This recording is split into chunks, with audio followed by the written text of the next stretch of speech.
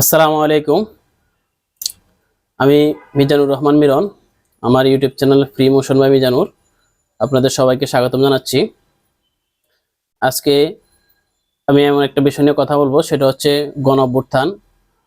2024-এর গণ অভ্যুত্থানে সারা দেশে যেভাবে তীব্র আন্দোলন হয়েছে এবং অনেক মানুষ শহীদ হয়েছে, যার বিনিময়ে আমরা স্বাধীনতা পেয়েছি। সেই স্বাধীনতার পিছনে অনেক মানুষের অবদান রয়েছে, অনেক শহীদদের অবদান রয়েছে, আমরা তাদেরকে কখনোই ভুলবো না। সেই স্মৃতি বিজড়িত সে 5 আগস্টের কি হয়েছিল, আজকে আমি সে বিষয় নিয়ে আলোচনা করব এবং আমার কি ভূমিকা ছিল এবং আমি কি করছিলাম। আমার সেই স্মৃতিগুলো আমি আসলে চাচ্ছি ধরে রাখতে একটা ভিডিওর মাধ্যমে, কারণ এগুলা বিক্ষিপ্ত আকারে এগুলা চলে গেলে এই স্মৃতিগুলো থাকবে না। এটা এমন একটা গৌরবান্বিত বিজয় ছিল আমাদের বাংলাদেশের জন্য, বাংলাদেশের মানুষের জন্য, গণতন্ত্রের ফিরিয়ে আনার জন্য। এই যে আমার হাতে দেখতে পাচ্ছেন, এটা আপনারা দেখলে চিনবেন। এটা হচ্ছে একটা বুলেটের খোসা। এটা আমি স্মৃতি হিসাবে রেখে দিয়েছি আমার কাছে।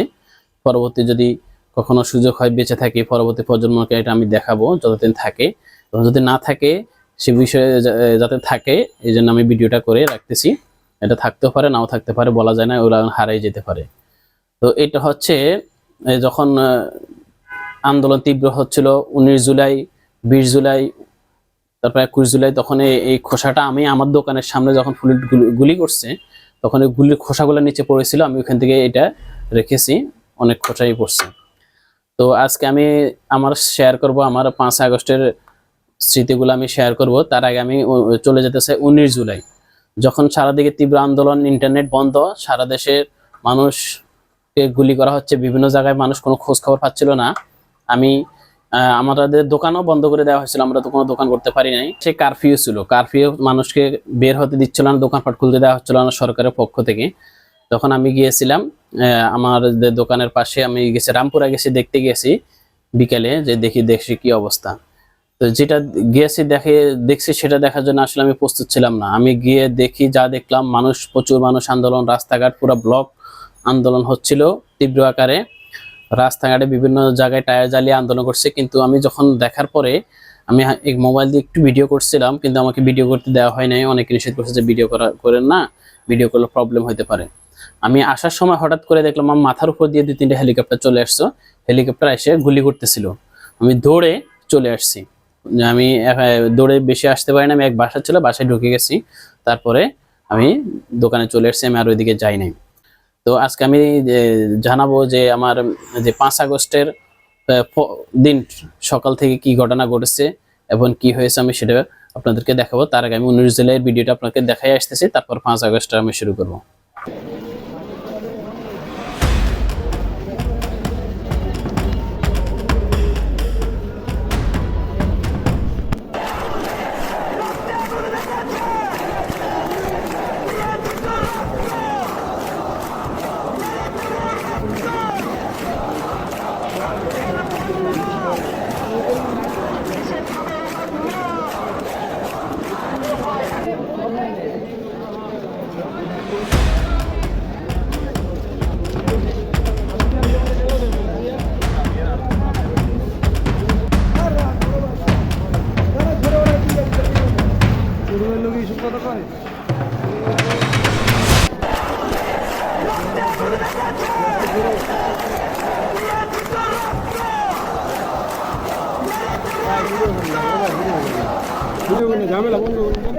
এটা হচ্ছে আপনার 19 জুলাই রামপুরার যে কাহিনীটা আপনাদেরকে দেখালাম, সেটা হচ্ছে 19 জুলাইয়ের কাহিনী।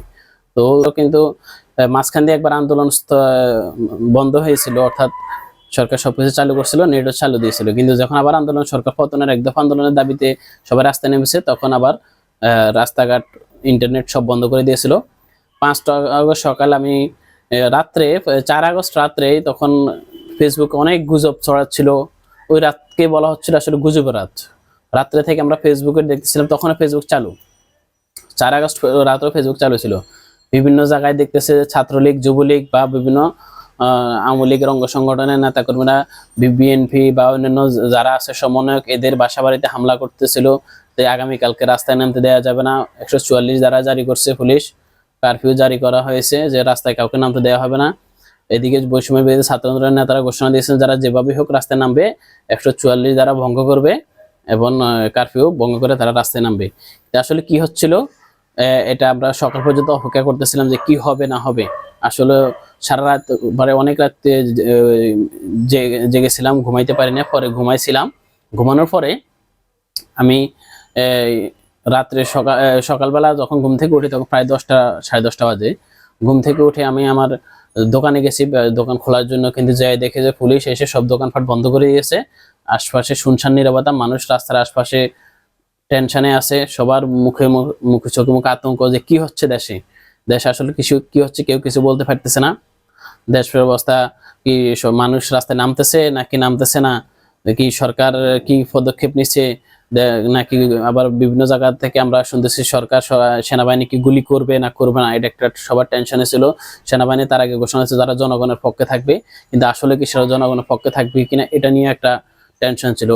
তখন আমি ওইখানে বসেছিলাম, বসে আমি পরে চলে এসেছি বাসায়, যে দোকান খুলতে পারি নাই, এসে বাসায় টেনশন করতেছিলাম। বিভিন্ন জন আমার বাড়ি থেকে আশপাশে বন্ধু বান্ধবরা বারবার আমাকে ফোন দিচ্ছিল কি হচ্ছে দেশে, আমরা যেহেতু ঢাকায় আছি ঢাকাতে আসলে কি হচ্ছে জানার জন্য। তো আমি অনেকে বলছে আসলে আমি কি হচ্ছে বুঝতে পারতেছি না, বিভিন্ন জায়গায় খোঁজ খবর নেওয়ার চেষ্টা করতেছিলাম, কোনো খোঁজ খবর পাচ্ছিলাম না। টেলিভিশনে যাই দেখলাম আসলে টেলিভিশনে এত ভিড় যে দেখার কোনো স্কোপ ছিল না। তা টেলিভিশন তখন তো সরকার নিয়ন্ত্রিত ছিল, সরকার যেভাবে নিউজ করতে হবে সঠিক নিউজটা পাচ্ছিলাম না। হঠাৎ করে আমি যখন দিনের কত 12টা অথবা 12:30টার দিকে আমি দেখি হঠাৎ মোবাইলে নেট চলে এসেছে, কারণ আমার ডাটা চালু ছিল। নেট চলে আসার সাথে সাথে আমি দেখতেছি নোটিফিকেশন আসতেছে, সাথে সাথে আমি ইউটিউবে দেখতেছি 1টা বা 1:30টার দিকে আমি ইউটিউবে তখন হয় সম্ভবত দেখলাম, ঢুকে দেখছে স্ক্রলার ছিল ইন্ডিপেন্ডেন্ট টিভি অথবা সময় টিভির নিচে স্ক্রল ছিল প্রধানমন্ত্রী শেখ হাসিনা দেশ ছেড়ে ইন্ডিয়ার উদ্দেশ্যে রওনা দিয়েছেন, অর্থাৎ উনি দেশ ছেড়ে চলে গেছেন। এই কথা শোনার পরেই আমি আরো তখন তার আগে তো কোনো খবর পাই নাই, তারপর আমি ইউটিউবে ঢুকে দেখি যে বিভিন্ন চ্যানেল লাইভ দেখাচ্ছে, হাজার হাজার লাখ লাখ মানুষ ঢাকা উত্তরা তারপরে রাজা যাত্রাবাড়ি ওদিক থেকে মানুষ আসতেছিল, এটা লাইভ দেখাচ্ছিল। উত্তরা উদ্দিলাপুর তারপরে উত্তরা এয়ারপোর্টের পার হয়ে এদিকে বনানী ব্রিজ হয়ে মানুষ লাখ লাখ মানুষ আসতেছিল, ঢাকা পথে রওনা দিয়েছে সবাই। উদ্দেশ্য হচ্ছে গণভবন ঘেরাও করা। তার ওরা আসার আগে যেহেতু সরকার পালিয়ে গেছে তখন মানে মোট কথা রাস্তায় আশপাশে জানো এটা ঘোষণা দেওয়ার পরে আমি তখন বাসায় ছিলাম, রাস্তায় আমি শুনতেছি মানুষ এত চিৎকার দিয়ে উঠছে যে সরকার পালাইছে সরকার পালাইছে, মানুষ সব রাস্তায় বের হয়ে গেছে। আমি কি করবো, ভাত খাইতেছিলাম, ভাবতেছি আমি গণভবনের ওদিকে যাব, দেখবো কি পরিস্থিতি। আমি ভাত মুখে দিয়ে গিলতে পারতেছিল না, এমন অবস্থা যে আমার ভাত গিলা যাচ্ছিল না। কোন রকম কয়টা ভাত খেয়ে আমি বের হয়ে গেছে, আমি রওনা দিয়েছিলাম। তারপরের কাহিনীগুলো আপনাদেরকে আমি ভিডিওর মাধ্যমে দেখাবো।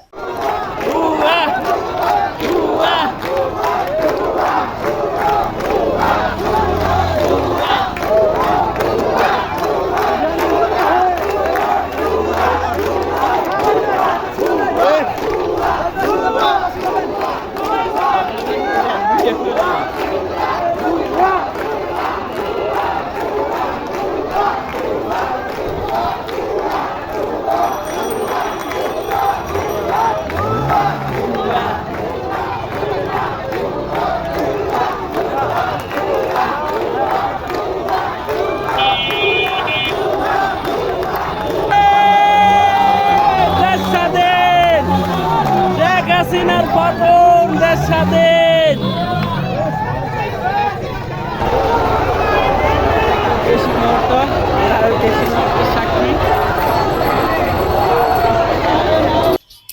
আমরা তখন সিদ্ধান্ত নিলাম আমরা গণভবনের উদ্দেশ্যে রওনা দেব। ওই জন্য আমি এখান থেকে একটা অটো নিয়েছি, আর আমি অটোতে যখন উঠছি আর কয়েকজন মানুষ অটোতে উঠছে, অটোতে উঠে আমরা উদ্দেশ্য ছিল আমরা বিজয় সরণী হয়ে গণভবনের উদ্দেশ্যে রওনা দেব। পথে দুই পাশে মানুষ আর মানুষ, হাজার হাজার মানুষ, কারো হাতে লাঠি, কারো হাতে জাতীয় পতাকা, যে যার মতো করে সবাই যাচ্ছিল গণভবনের দিকে, উদ্দেশ্য গণভবনের দিকে যাবে। আমার আশপাশে শুধু হাজার হাজার মানুষ আমি দেখতে পারতেছিলাম। বিভিন্ন মানুষ বিভিন্ন স্লোগান দিচ্ছে, এক একজন এক এক রকম স্লোগান দিচ্ছিল, যে কেউ বলতেছে শেখ হাসিনা পালাইছে, স্বৈরাচার পালাইছে। আমরা বিভিন্ন আপুদেরকেও দেখছিলাম ওনারাও যাচ্ছিল। আসলে এরা সবাই কিন্তু স্টুডেন্ট ছিল, বিভিন্ন ইউনিভার্সিটির স্টুডেন্ট, তারা সবার উদ্দেশ্য একটাই, তারা গণভবনের দিকে যাচ্ছিল এবং মানুষের চোখে মুখে যে একটা আনন্দ, যে তৃপ্তির উল্লাস, সেটা আমরা দেখতে পেয়েছি ওই দিন।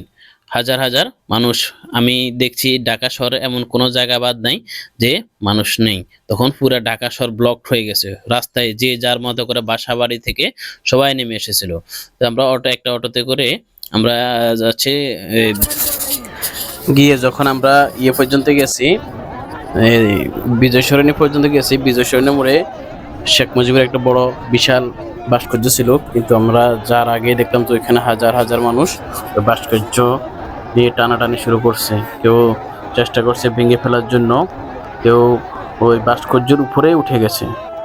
আর ওখানে যেহেতু বিজয় সরণির সিগন্যাল অনেক বড় একটা সিগন্যাল, ওখানে মানে বলতে গেলে লাখের উপর মানুষ ওর আশপাশে, চারোদিক থেকে মানুষ এসে ওইখানে জড়ো হচ্ছে এবং ওই ভাস্কর্যকে ঘিরে ধরেছে মানুষ। কিছু কিছু মানুষ দেখলাম ওই ভাস্কর্যের উপরে উঠে গেছে, অর্থাৎ ওরা বিভিন্ন রশি দিয়ে, বিভিন্ন মই দিয়ে ওরাও ভাস্কর্যের উপরে উঠে গেছে। এটা আসলে অনেকটা আপত্তি।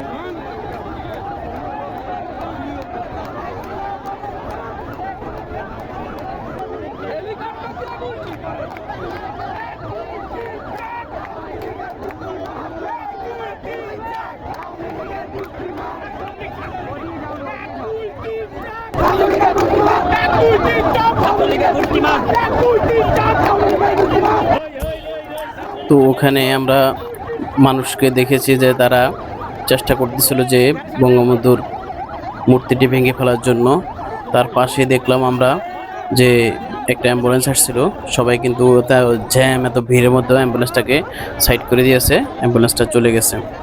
কারণ সবার একটা মানবিকতা ছিল যে কোনো যদি রোগী থাকে তো তারা জরুরি হসপিটালে নেওয়া উচিত, এর জন্য সবাই সাইড করে দিয়েছে, অ্যাম্বুলেন্সটা চলে গেছে।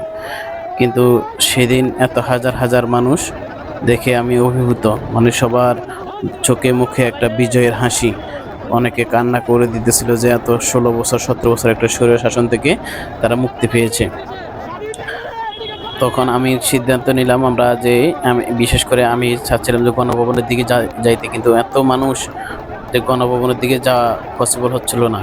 চারপাশে মানুষ, ভিড় আর ভিড়, কাকে ঠেলে কাকে যাব, মানে এত অবস্থা খারাপ। একটা বাইকও যদি তখন যায়, জায়গা হচ্ছিল না রাস্তায়।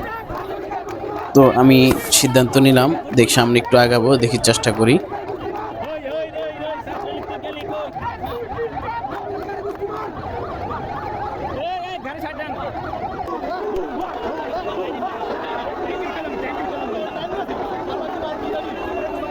এখানে আমরা দেখছি যে সেনাবাহিনীর কয়েকটি এফএসি চলে এসেছে, কিন্তু ওই সেনাবাহিনীর এফএসিগুলোতে মানুষ আর মানুষ, মানে যে যেভাবে পারছে একটু তিল ধারণের ঠাঁই নেই, মানুষ ওই এফএসির ভিতরে উঠে আনন্দ উল্লাস করতেছিল।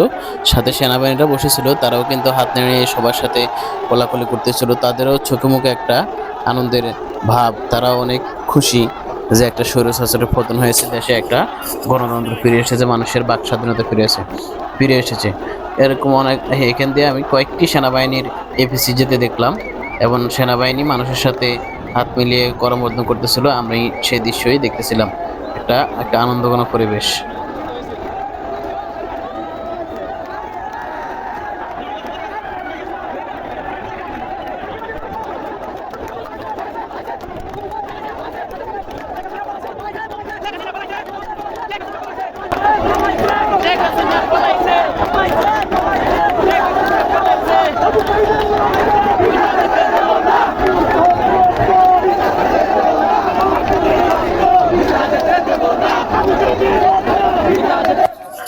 তো ওখানে এখন অনেক মানুষ আমরা দেখছি মিছিল করতেছিল, আমি সাথে সাথে মিছিলের শরীক হইলাম, একটু স্লোগান টোগান দিলাম, কারণ মনের মধ্যে একটা অন্যরকম একটা আনন্দ কাজ করতেছিল।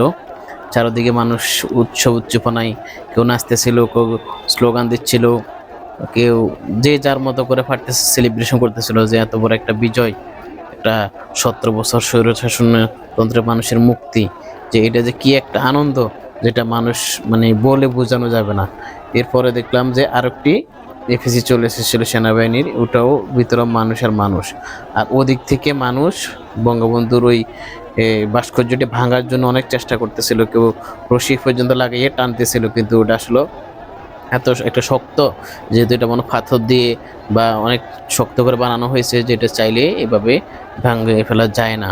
তো যে যার মতো করার চেষ্টা করতেছিল এটা ভাঙার জন্য। তখন আমি ইয়ের দিকে যাচ্ছিলাম, হঠাৎ করে দেখলাম সংসদ ভবন ওদিক থেকে একটা কালো ধোঁয়া আসতেছিল। ওই কালো ধোঁয়া দেখে আমি ওইদিকে যাইতেছিলাম যে আসলে ঘটনাটা কি, এত কালো ধোঁয়া কেন। তো আমি একটু ভাবতেছিলাম যে সামনের ওইদিকে যাব, কিন্তু আমার মূল উদ্দেশ্য গণভবনে যাওয়ার উদ্দেশ্য হলো আমি গণভবন ওইদিকে যাওয়ার স্কোপ ছিল না, এত মানুষ ছিল যে গণভবন পর্যন্ত পৌঁছানো সম্ভব ছিল না। তো আমার প্ল্যান ছিল যে আমি যতটুকু আগাইতে পারি যা দেখা যায় সেই উদ্দেশ্যে আমি রওনা দিয়েছিলাম সংসদ ভবনের ওইদিকে। তো যাইতে যাইতে দেখলাম যে মানুষ বিভিন্ন জায়গায় আশপাশে অনেক ক্লান্ত, কেউ বসে আছে পাশে, কেউ গেঞ্জি খুলে মানে যে যার মতো করে অনেক ক্লান্ত হয়ে বসে আছে। তো আমি ওই ধোঁয়া কেন উঠতেছে, আমি একটু সবাই আতঙ্কিত হয়ে গেছে, কি হয়েছে আবার সংসদ ভবনে কি আগুন ধরাই দিল নাকি। তো এটা নিয়ে আমিও একটু চিন্তিত ছিলাম যে কি হয়েছে। বিষয়টা দেখার জন্য আমি আস্তে আস্তে আগাইতেছিলাম। তো দেখি সামনের দিকে যাই, দেখি কি হয়।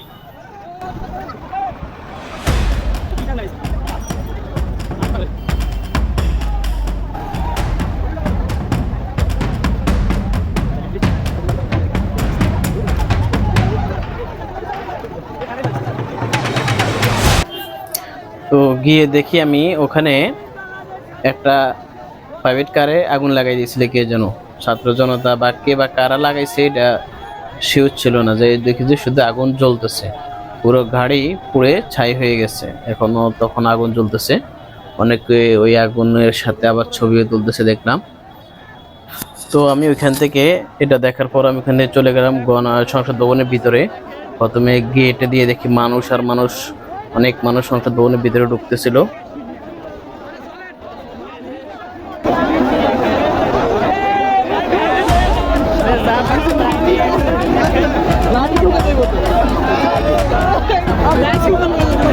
আমার চিকেন পিসের চারটা লাগবে, আমার মাছ লাগবে, মাছ খাই। গণভবনে চলে এসছি, এখন আমরা গণভবনে, এই দেখুন গণভবনে চলে এসছি। গণভবনে হ্যাঁ, যে যা পাইতেছি সব নিয়ে যেতেছি। গিয়ে দেখি যে যা কিছু পারতেছে সব নিয়ে যাইতেছে, কেউ ফ্যান খুলে নিয়ে যাচ্ছে, কেউ স্টিলের আলমারি, কেউ এসি এসি পর্যন্ত খুলে নিয়ে গেছে, এবং বিভিন্ন চেয়ার থেকে শুরু করে প্লাস্টিকের বালতি, যে যা পারতেছে নিয়ে যাইতেছে। আমি ভিতরে ঢুকে দেখলাম আসলে কি হচ্ছে ঘটনাটা, আমি তো দেখে অবাক এখানে। তবে প্রথমত যারা ঢুকছে তারা অনেক কিছুই নিয়ে গেছে, কিন্তু পরবর্তীতে যারা ঢুকছে তাদের অনেক কিছু নিতে দেয় নাই, কারণ স্টুডেন্টের প্রতিনিধি, বৈষম্য বিরোধী ছাত্র আন্দোলনের যারা প্রতিনিধি ছিল তারা এসে এগুলো নিতে দেয় নাই, এগুলো রেখে দিয়েছে সবগুলো। আবার অনেকেই আবার পরে এগুলো জমা দিয়ে গেছে। তো দেখতে থাকুন ভিতরে কি হচ্ছিল, আসলে আমাদেরকে দেখাচ্ছি এখন বিস্তারিত।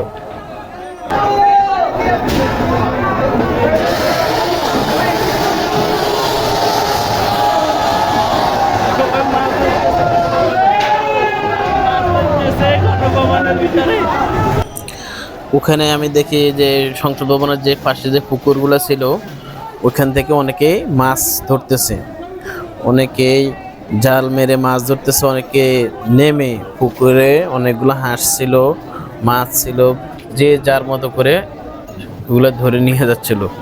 তো ওখান থেকে আমি আবার ভিতরে ঢুকলাম, দেখি ভিতরের পরিস্থিতি। মানে সংসদ ভবনের ভিতরে তো অনেকগুলো কক্ষ, যে আমি এক দিক দিয়ে ঢুকলে আমি বুঝতে পারতেছি না আমি কোন দিক দিয়ে বের হব, এই জন্য আমি বারবার ঘুরতেছিলাম।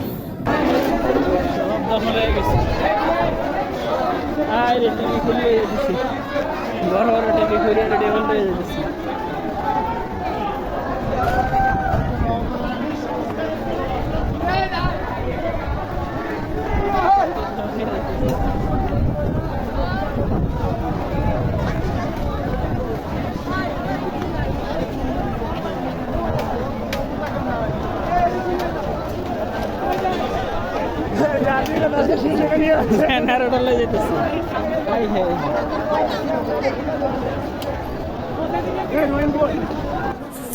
ভিতর থেকে বের হব যখন আমি চলে যাব ভাবতেছি, অনেক ঘোরাঘুরি হয়েছে।